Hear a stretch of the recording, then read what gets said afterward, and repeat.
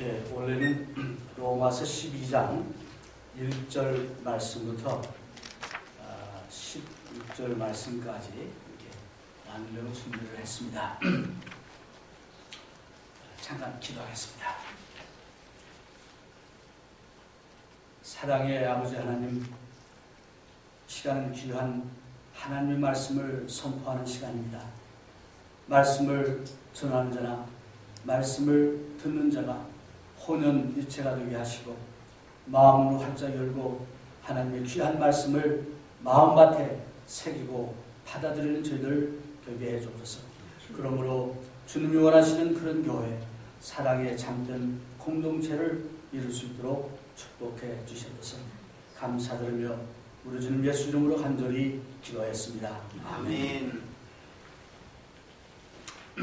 로마 황제 중에서 클라우디우스라는 황제가 있었습니다. 이분은 황제가 될 수 있는 조건이 별로 없던 사람입니다. 아무도 이 사람이 황제가 되리라 상상을 못했습니다. 어렸을 때부터 병을 앓아가지고 신체가 조금 부족했고 또 좀 어눌한 그런 것도 있었고 뭐 등등 해서 모든 사람이 이 사람 황제가 될 것을 상상을 못했는데 황제가 됐어요. 근데 이분이 황제가 되어서는 오히려 다른 로마 황제보다 일은 많이 했습니다. 근데 한 가지, 여러 가지가 있겠지만 그 중에 이분이 잘못한 것이 있는데 그게 뭐냐? 유대인들을 로마에서 쫓아냈습니다. 쫓아낸 이유는 그 유대인들이 유별나게 자기들이 믿는 그 유일신을 주장을 했고 또 하나는 당시 이제 갑자기 불어나는 크리스찬들과의 갈등 뭐 이런 것으로 인해 가지고 클라우디우스 황제가 유대인들을 쫓아냈어요. 그때 로마에 있던 교회, 로마에 있는 그 그리스도의 교회들 안에서 유대인들은 성경도 더 잘 알고 하나님도 더 잘 알고 또 예배 드리는 이런 것도 잘 하고 등등 이런 이유로 인해서 로마 교회의 지도자들의 역할을 아마 했으라 믿습니다. 근데 그 유대인들이 다 쫓겨나가지고 빠져나가니까 로마에 있는 교회 안에는 유대인이 아닌 이방인으로서 크리스찬들, 그 사람들이 그 리더십을 차지하게 된 겁니다. 그래서 이제 클라우디우스 황제가 살아있는 동안은 유대인들은 다시 로마로 들어오지 못하니까 이방인 중심의 그런 교회가 됐었습니다. 그런데 클라우디우스 황제가 죽고 그의 양아들인 네로 황제가 즉위를 했습니다. 그래서 네로 황제가 된 뒤로는 유대인들을 쫓아내는 이게 없어졌잖아요. 이게 다시 몰려온 겁니다. 유대인들이. 거기에 있던 여러 가지 그들이 이루었던 산업이라든가 뭐 많이 있지 않겠어요? 다시 왔겠죠. 그러다 보니까 로마에 있는 그 교회가 원래 리더로 있던 유대인들이 있었고 이방인들이 중심이 됐던 그 나중에 차지한 리더들이 있고 또 교인 구성도 이제 막 섞였을 거 아니에요. 자연히 그렇게 되면은 어떤 일이 일어납니까? 갈등이 일어나게 됐겠죠. 그래서 유대인들 리더들과 또는 이방인 리더들 또 유대인 크리스찬들과 이방인 크리스찬들 간에 어떤 여러 가지 갈등들이 자연스럽게 일어난 겁니다. 그래서 사도 바울이 그 로마에 있는 교회를 향해서 주신 말씀이 오늘 로마서 12장에 나와 있는 이 말씀이에요. 이런 배경을 우리가 이해하고 이 말씀을 우리가 읽으면은 여러 가지 바울이 주고자 하는 교훈을 이해할 수가 있을 것입니다. 그래서 로마서 12장 이제 1절에 1절, 2절 보면은 그러므로 형제들아 내가 하나님의 모든 자비하심으로 너희를 권하노니 너희 몸을 하나님이 기뻐하시는 거룩한 상 제사로 드리라. 이는 너희들의 영적 예배니라. 로 시작을 해가지고 이제 3절에 보니까 내게 주신 은혜로 말미암아 너희 중 각 사람에게 말하노니 마땅히 생각할 그 이상의 생각을 품지 말라. 그래서 로마서 12장 1절에서부터 16절에 사도 바울이 어떻게 하면 하나님이 원하시는 그런 교회, 주님이 원하시는 그런 교회를 이룰 수 있는지 그 비결을 여기서 말해주고 있습니다. 제일 첫 번째로 너희 생각을 조심하라 라는 얘기예요. 어떤 생각? 마땅히 자기 자신을 이제 바르게 판단해야 하는데 자기의 원래의 모습보다 더 높이 생각하지 말라. 우리 모든 사람들은 솔직히 말은 안 하지만은 내가 더 잘났다 뭐 이런 생각을 합니다. 특별히 현대인들은 자기 PR을 잘 해야만 된다는 그런 시대에 우리 살고 있습니다. 그래서 스스로 교만해져 가지고 자기를 더 높이는 그런 경향들이 있었던 겁니다. 이 로마 교회도 유대인들 입장에서 볼 때는 우리가 더 오래됐고 하나님도 더 잘 알고 율법도 잘 알고 또 예수님도 유대인이고 사도들도 유대인 아니냐, 우리가 더 잘났다, 너희 이방인들은 우리한테 배워야 한다, 뭐 이런 생각을 했던 겁니다. 그러니까 유대인이든 이방인이든 이제 그 생각을, 교만한 마음을 버리고 스스로 낮추어서 이제 생각할 그 이상을 생각하지 말라. 마땅히 생각할 그 이상의 생각을 품지 말라 라고 바울 사도는 얘기합니다. 초대교회로부터 오늘날까지 교회의 여러 가지 갈등의 원인 중에 하나가 뭐냐? 어쩌면 이건 교회뿐 아니고 사회에서도 마찬가지입니다. 왜 문제가 생기냐? 스스로 잘났다고 생각하는 사람들 때문에 그렇습니다. 하나님 나라에서는 예수님의 방법대로 하면은 높아지려고 하면 어떻게 하라고요? 낮아지라고 그랬어요. 섬김을 받으려면은 먼저 섬기는 그런 자세를 가져야 한다라고 예수님은 가르칩니다. 그래서 마찬가지로 로마 교인들을 향해서 너희들 스스로 높아지지 말고 겸손해서 섬기라, 그런 얘기입니다. 예수님은 오늘도 여기는 여러분이나 우리를 향해서 말씀합니다. 마땅히 생각할 그 이상 생각하지 마라. 스스로 낮아지고 겸손할 때 하나님께서 높여주신다 하는 것을 우리가 믿어야 되겠습니다. 아멘. 구체적으로 예수님께서 이제 잔치집에 가가지고 좀 잘 있게는 하는 사람들은 제일 높은 상석에 앉죠. 그러지 말라는 겁니다. 거기 앉지 말고 낮은 데 앉아 있으면 다른 사람들이 그쪽으로 와서 앉으십시오 했을 때 앉아야 제대로 되는 거 아니겠습니까? 마찬가지로 교회 내에서도 이제 스스로 낮아지는, 섬기는 그런 자세를 가질 때, 그런 사람이 모인 교회가 될 때 그 교회는 잘 될 수밖에 없습니다. 갈등의 요지를 이제 해소할 수 있는 거죠. 두 번째 보니까 교회 안에는 여러 지체가 있는데 다른 기능을 가진 여러 지체가 있다. 4절에서부터 8절까지 나옵니다. 그래서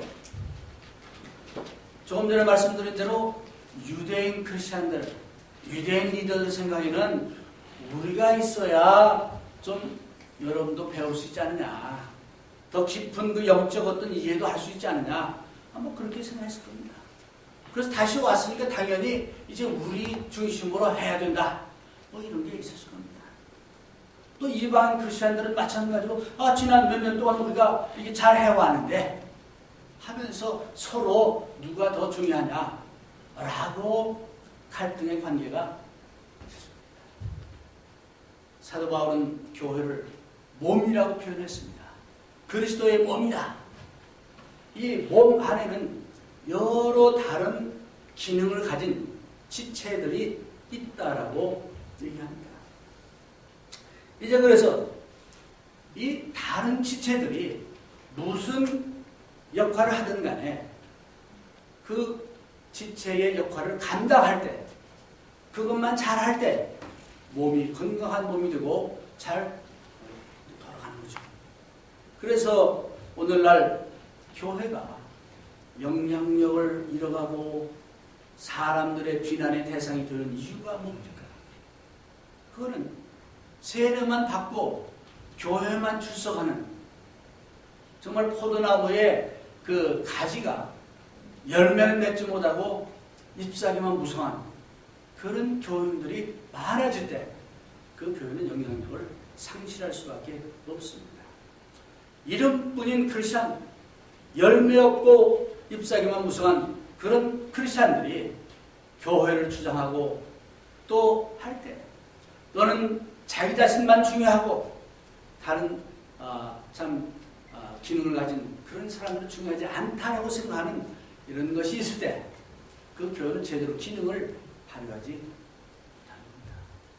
어떤 교회가 좋은 교회입니까? 건물이 의리하고 큰 교회입니까?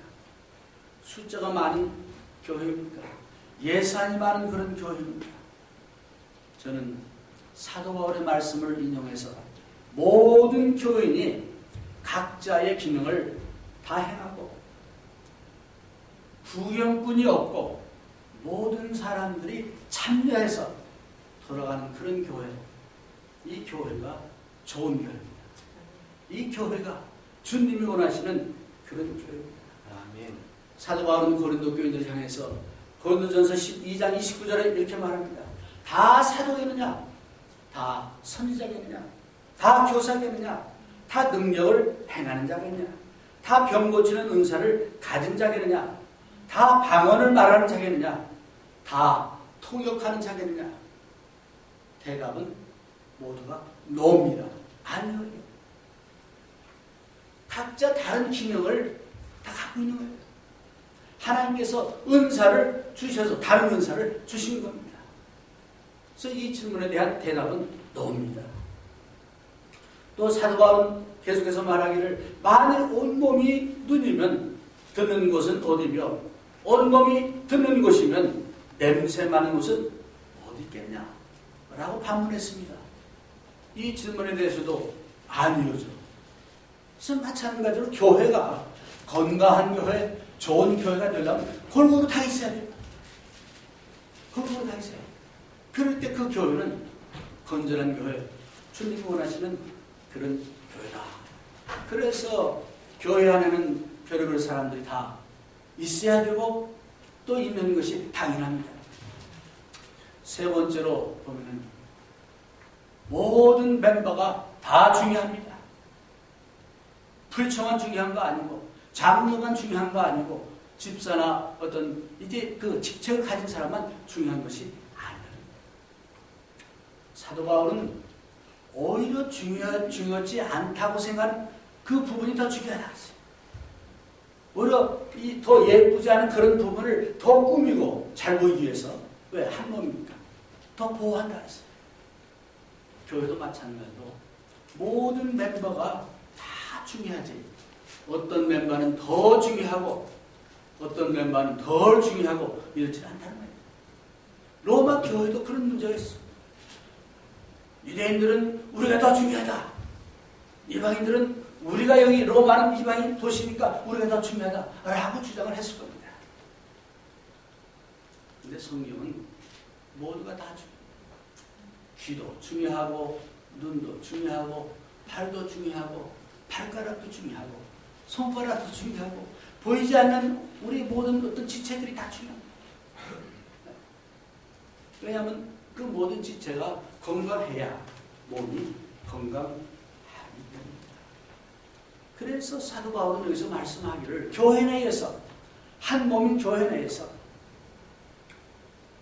모든 다른 기능을 가진 지체들이 다 중요하다. 다 중요하다는 것을 강조하고 있습니다. 우리 교회는 숫자가 작든 많든 이 교회에 속해 있는 모든 성도들은 다 중요합니다. 아멘. 예수 그리스도께서 그들의 생명을 위해서 영혼을 위해서 십자가에 달려 돌아가시는 그런 중요한 사람입니다. 한 사람도 중요하지 않은 사람이 없습니다. 아멘. 그래서 스스로 나는 더 잘났다, 더 중요하다 라고 생각하는 사람들은 회개하고 모든 사람들을 더 낮게 여기는 그런 마음을 가져야 된다 하는 겁니다. 아멘. 네 번째로 사도 바울은 은사는 하나님께서 주신 것이다. 이게 무슨 얘기냐? 은사란 말을 영어에서는 기프트라고 얘기합니다. 기프트는 뭐예요? 선물이에요. 선물인데 내가 잘나서 이것을 가진 것처럼 생각하는 것, 이거는 아주 어리석은 생각입니다. 내가 무슨 은사를 가졌든 간에 이건 하나님 주신 은사예요. 거저받은 은사입니다. 그래서 이 은사를 통해서 하나님도 섬기고 교회도 세워가고 또는 다른 사람들을 섬기는 그것에 쓰라고 하나님이 주신 기프트입니다. 어떤 사람들은 내가 받은 은사는 더 중요하고 더 아주 중요하기 때문에 내가 더 높임을 받아야 한다고 생각을 안 해요. 바울 사도는 구체적으로 말하기를 예언의 은사면 믿음의 분량대로, 봉사하는 은사면 봉사하는 일로, 가르치는 은사면 가르치는 일로, 격려하는 은사면 격려하는 일로, 남을 구제하는 은사면 너그럽게 나누는 일로, 지도하고 다스리는 은사면 부지런함으로, 자선을 베푸는 은사면 기쁨으로 그 은사를 실행하라고 말씀하고 있습니다. 우리가 받은 이 은사, 기프트를 내 욕심을 채우기 위해서, 나를 위해서 사용한다면 그건 절대적으로 하나님을 배격하는 행위입니다. 하나님을 이제 욕보이는 그런 것입니다. 그러게 우리 모든 성도들이 받은 그 은사가 무엇인지를 먼저 알아야 되겠어요. 내가 받은 은사는 뭔지 어떤 사람은 잘 몰라요. 그걸 빨리 알아야 돼요. 모르면 좀 기도하고 또 물어보세요. 그래서 그 은사를 찾는 그런 그 지혜가 필요합니다. 두 번째는 그 은사를 그냥 갖고만 있지 말고, 아니면 나만 위해서 쓰는 것이 아니고 은사를 통해서 교회를 세우고 다른 사람들을 세우고 이제 또 이러한 그런 데다가 사용하라 라고 사도 바울은 말합니다. 영적 은사를 뭐 내 싸우는 도구나 또는 뭐 나와 내 가족만을 하는 어떤 그것만으로 사용한다면 이거는 그 잘못된 생각이요, 잘못된 것이다. 그런 얘기입니다. 사도 바울이 그 고백을 했는데 아주 굉장히 멋진 고백을 했습니다. 고린도전서 15장 10절에 보니까 그러나 지금의 나는 하나님의 은혜로 된 것이므로 내게 베푸신 그분의 은혜가 헛되지 않습니다. 나는 다른 사도들보다 더 열심히 일하였습니다. 그러나 그 일은 내가 한 것이 아니라 나와 함께 하시는 하나님의 은혜로 한 것이다 라고 고백을 했습니다. 여러분 어떻습니까? 사실 오늘 이 자리에 서 있는 저나 여러분이나 하나님의 은혜로 사는 것이요, 하나님의 은혜로 우리가 이 자리에 있는 것임을 믿으시길 바랍니다. 네. 그러지 않고 스스로 자기를 의지하고 자기의 힘과 능력을 의지할 때 다윗처럼 하나님의 징계를 받을 수밖에 없습니다. 마지막으로 사도 바울은 오늘 읽은 본문 말씀처럼 사랑의 공동체를 이루라 라고 얘기했습니다. 사랑의 공동체를 이룬다. 사도 바울은 고린도전서 12장 마지막 부분에 이제 은사에 대한 얘기 쭉 하고서 마지막에 말하기를 내가 더 큰 은사를 너희들에게 가르쳐주겠다 하면서 사랑을 얘기했습니다. 이 사랑의 공동체를 이루기 위해서 바울 사도가 이 말씀을 통해서 우리에게 주는 것은 한 몇 가지가 있는데, 첫 번째는 로마서 12장 1절에 보니까 날마다 너의 몸을 거룩한 산 제사로 드리라고 그랬습니다. 그 말은 무슨 얘기입니까? 우리 자신이 하나님의 은혜로 구원을 받았으니까 이제는 우리 자신의 삶을 하나님께 바치는 그런 정신, 그런 마음을 날마다 갖고 살아가는 겁니다. 그런 마음을 가질 때, 그런 하나님의 은혜를 이제 체험하고 살아갈 때 우리는 다른 이들을 용납하고 또 사랑하고 용서할 수 있게 되는 겁니다. 그런 마음을 가질 때 이제 사랑의 공동체를 이룰 수 있다고 믿습니다. 두 번째는 조금 전에 말씀드린 대로 우리가 서로 각자 받은 은사, 그 모든 그 자기의 은사를 최대한도로 활용해서 남을 세우고 교회를 세우는데 활용해야겠다.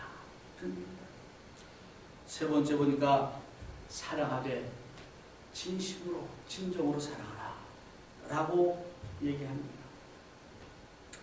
그래서 진실로 사랑하는 그 구체적인 내용을 교만하지 않고 겸손하게 자신보다 남을 더 존경하라고 얘기하고 있습니다.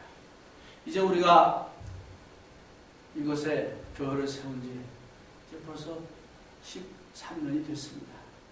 제가 부족해서 더 많은 심령들을 인도하지 못한 것, 이제 하나님께 이제 평가받을 날이 있겠죠.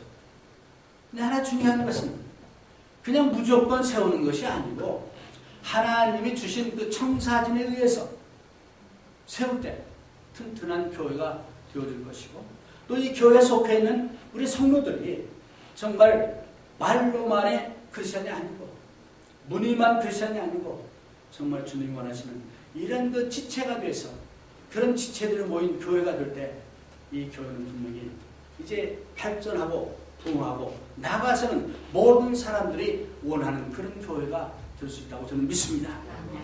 사도 바울이 말씀한 그 말씀대로 우리가 사랑의 공동체를 이룰 수 있기를 바랍니다. 한마디 더 한다면 오늘 미국 형제 자매들을 우리가 대접합니다. 그저 1년 연중 행사가 아니고 정말 그네들의 그 사랑과 또 그네들을 사랑하는 마음으로 오늘 대접을 기쁜 마음으로 한번 할 수 있기를